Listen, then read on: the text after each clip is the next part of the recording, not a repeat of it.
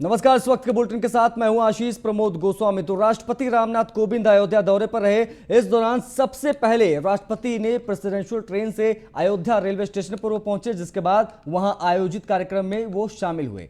अपने संबोधन में राष्ट्रपति रामनाथ कोविंद ने कहा कि रामकथा में सामाजिक समरसता के अनूठे उदाहरण हैं, क्योंकि राम सबके हैं और सब में है राम।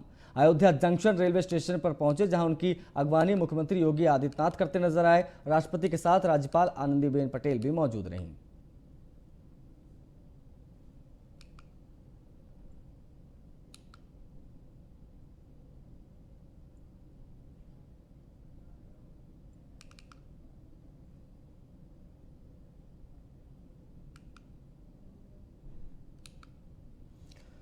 तो सीएम योगी, राज्यपाल मौजूद रहे। प्रेसिडेंशियल ट्रेन से महामहिम अयोध्या पहुंचे थे। राज्यपाल आनंदीबेन पटेल मौजूद थी और बड़ी चीज थी, योगी आदित्यनाथ अगुवाई करते नजर आए। महामहिम राष्ट्रपति रामनाथ कोविंद की रामायण कॉन्क्लेव का उद्घाटन किया और अपनी बातचीत में वो कहते नजर आए कि राम सब में है। 1 नवंबर तक रामायण कॉन्क्लेव भी वहां पर चलेगा। तो ये तस्वीर आपको दिखा दे। और इस दौरान योगी आदित्यनाथ ने कहा कि 5 शताब्दियों के बाद भव्य राम मंदिर का निर्माण हो रहा है। रामनगरी में महामहिम जब पहुंचे तब ये तस्वीरें हम आपको दिखा रहे। देखिए, ये 6 तस्वीरें इस वक्त स्क्रीन पर। अयोध्या जब पहुंचे उस वक्त की तस्वीर। सीएम ने स्वागत किया, दीप जलाकर शुभारंभ हुआ। मालिनी अवस्थी की प्रस्तुति वहां पर हुई, लोक गायिका की। अयोध्या को तमाम सौगात भी इस दौरान लोकार्पण और शिलान्यास करके दी।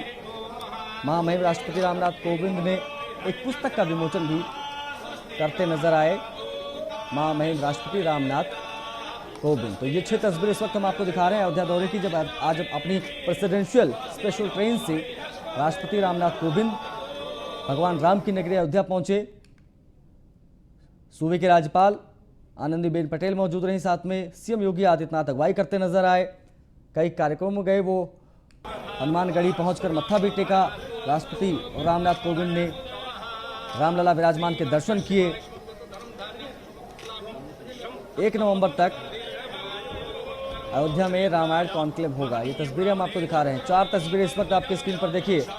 भगवान रामलला के दर्शन करते नजर आए, आरती उतारी, हनुमानगढ़ी में मत्था टेका, जिसका जिक्र अभी हमने किया। राष्ट्रपति ने पहनी पगड़ी। तो ये देखिए 4 तस्वीरें इस वक्त आपके स्क्रीन पर। रामलला के दर्शन किए, आरती उतारी। ये अयोध्या नगरी प्रभु राम की जन्मभूमि और लीला भूमि तो है ही, बिना राम के इस नगरी की कल्पना करना भी असंभव है।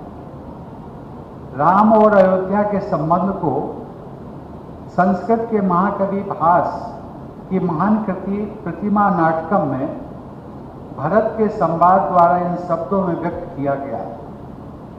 ना योध्या तम बिना योध्या सायोध्या यत्र राघवा, अर्थात राम के बिना अयोध्या अयोध्या है ही नहीं।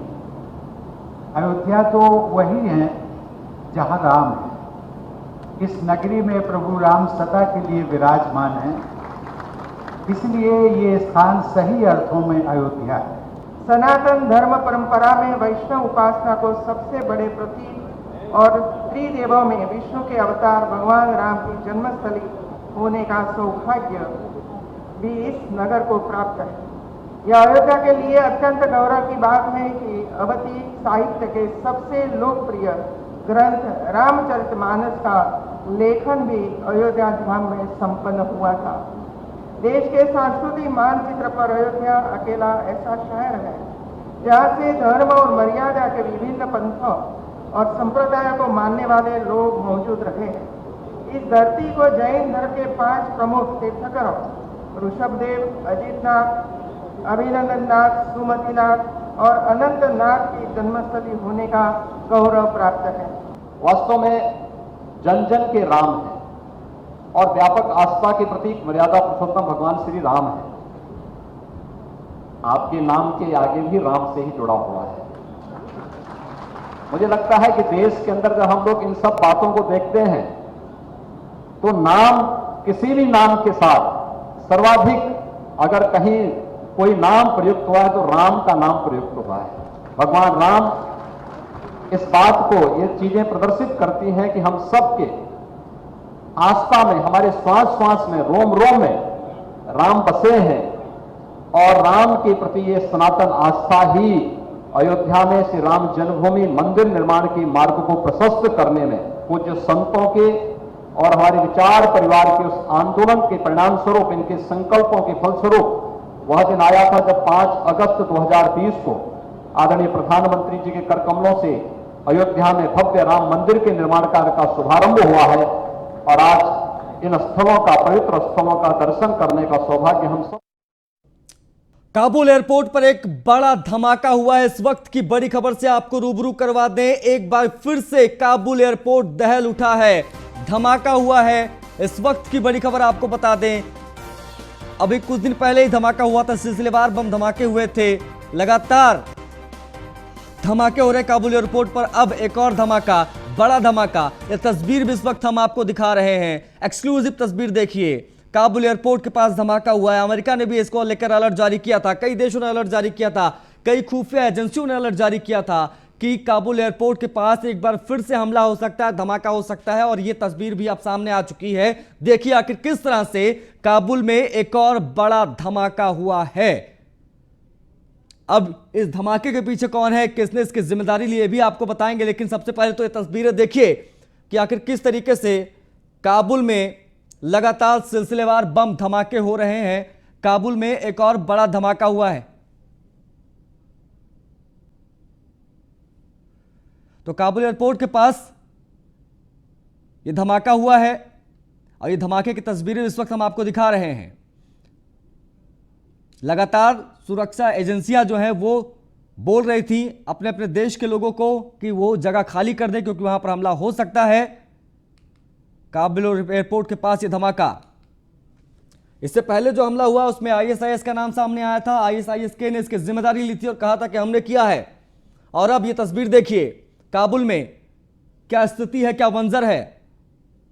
एक तो अफगानिस्तान पर तालिबान का कब्जा, उसके बाद लगातार सिलसिलेवार बम धमाके।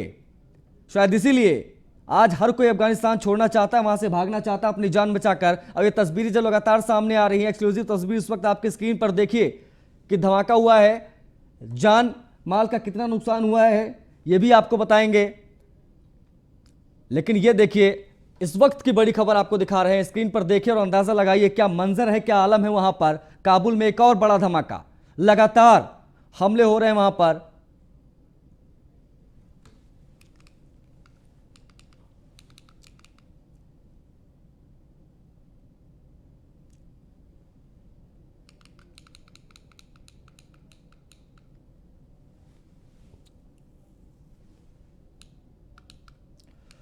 अब बात अलीगढ़ की करते हैं तो बीजेपी सांसद सतीश गौतम के बोल बिगड़े हुए एक बार फिर से नजर आए हैं। सांसद सतीश गौतम का वीडियो सोशल मीडिया पर वायरल हो रहा है। वीडियो में एसपी ट्रैफिक से एसएसपी को नसीहत देते नजर आए हैं सांसद सतीश गौतम। फोन पर बात करते हुए सांसद सतीश गौतम कह रहे थे कि एसएसपी के जो मन में आए वो ही फतवा वो जारी कर देंगे। क्या एसपी ट्रैफिक को डांटते नजर आए, बहुत ज्यादा गुस्से में थे सतीश गौतम। इसके बाद उन्होंने क्या कहा, देखिए कप्तान इस जिले का मालिक लग रहा है क्या, कप्तान को रात में सपने आते हैं क्या, ये देखिए तमाम बातें सतीश गौतम ने कही जो अलीगढ़ के सांसद हैं बीजेपी के। अतरौली से शहर में प्रवेश करने वाले टेंपो को रोके जाने का ये पूरा मामला था। तमाम टेंपो चालक उनके पास पहुंचे थे फरियाद लेकर। उसके बाद में उन्होंने वहां पर रौब गांठने के लिए हैंड फ्री करके एसपी ट्रैफिक से बात की, उनको डांटा और जो एसएसपी है कलानिधि नथानी उनके जरिए एसपी ट्रैफिक के जरिए उनको भी लताड़ लगाई।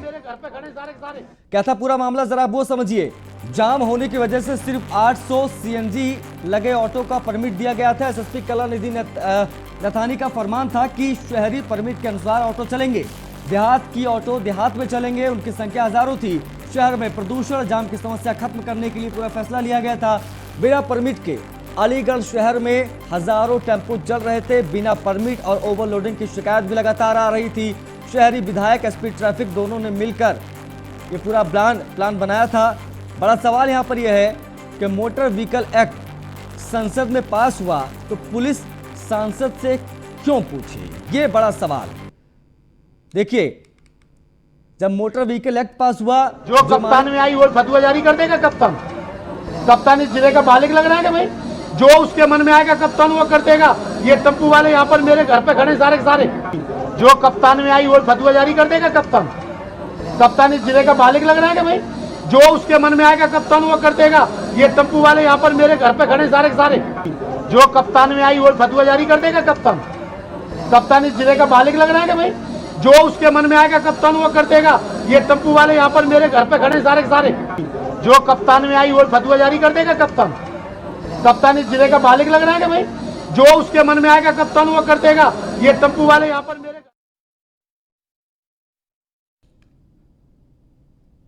मेरे घर पे खड़े सारे के सारे भाई। आप तो 3 तस्वीरें इस वक्त हम आपको दिखा रहे हैं, देखिए स्क्रीन पर। एक पहली तस्वीर, सतीश गौतम सांसद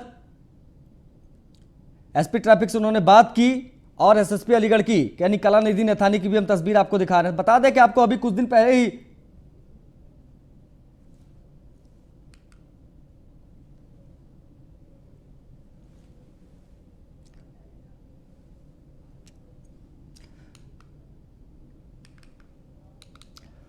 अब लखनऊ से खबर लेते हैं। यूपी में एक बार फिर से मंत्रिमंडल विस्तार का काउंटडाउन शुरू हो गया है। राष्ट्रपति विजिट और जन्माष्टमी के बाद काउंटडाउन शुरू हो जाएगा, आप ये मान के चलें। न्यूज वन इंडिया के पास मंत्रिमंडल के संभावित नाम भी आ चुके हैं।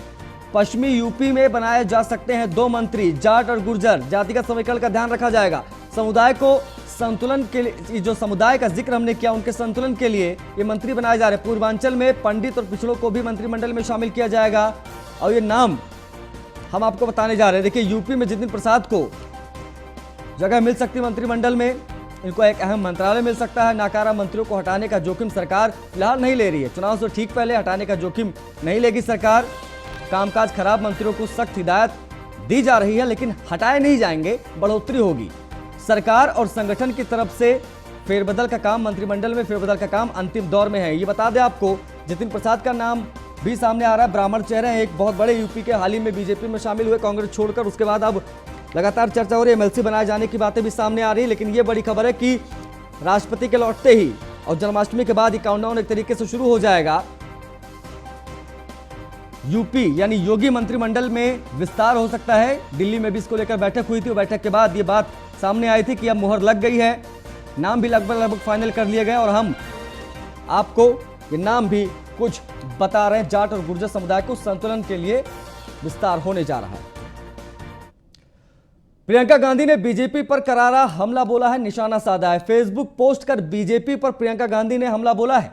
विवेक चौधरी के कद बढ़ाने पर आपत्ति जताई है। आरोपी को भारतीय जनता युवा मोर्चा का जिला अध्यक्ष बनाए जाने को लेकर देखिए, प्रियंका गांधी ने फेसबुक पर यह लिखा है, विवेक चौधरी ने एसपी सिटी को थप्पड़ मारा था, इटावा पंचायत चुनाव के दौरान थप्पड़ मारा था।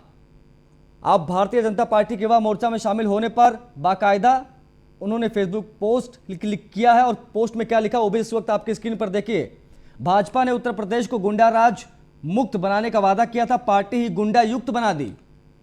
ये प्रियंका गांधी ने विवेक चौधरी को लेकर फेसबुक पर लिखा है। इन्होंने एसपी सिटी को थप्पड़ मारा था, उसके बाद इन्हें बीजेवाईएम यानी भारतीय जनता पार्टी के युवा मोर्चा जो है उसके जिला अध्यक्ष बनाए जाने को लेकर यहां पर तंज कसा है।